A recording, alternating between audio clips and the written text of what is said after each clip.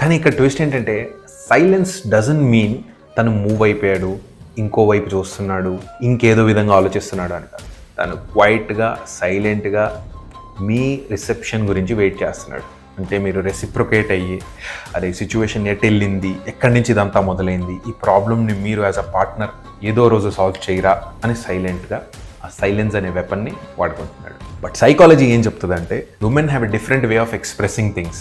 వాళ్ళకి ఎప్పుడైతే ఇలా సైలెన్స్ చూస్తారో అంటే వీడు చేయి దాటిపోయాడు, వీడి లైఫ్లో ఇంకెవరో వచ్చేసారు, ఇంకేదో జరిగిపోతుంది, నువ్వు ఏదైనా కమ్యూనికేట్ చేయి, ఎమోషనల్గా మాకు అవైలబుల్ ఉంది. ఇది జస్ట్ ఒక outline of psychology for women and their lookout towards a relationship. వాళ్ళు చూసి వాళ్ళు ఆలోచన చేసే విధానం ఒక రిలేషన్షిప్ వైపు.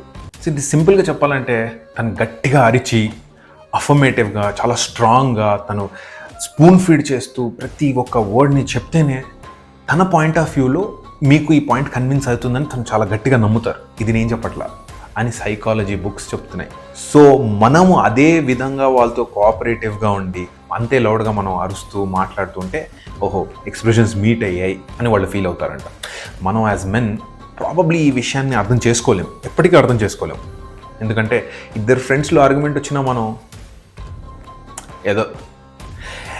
ఏదో మూడు బాలెళ్ళే లేదా ఏదో డ్రింక్ చేస్తున్నాడులే అని సైలెంట్ అయిపోతాం కదా. ఇన్ షార్ట్ అలా వర్కౌట్ అవ్వదు వాళ్ళతో అని అర్థం.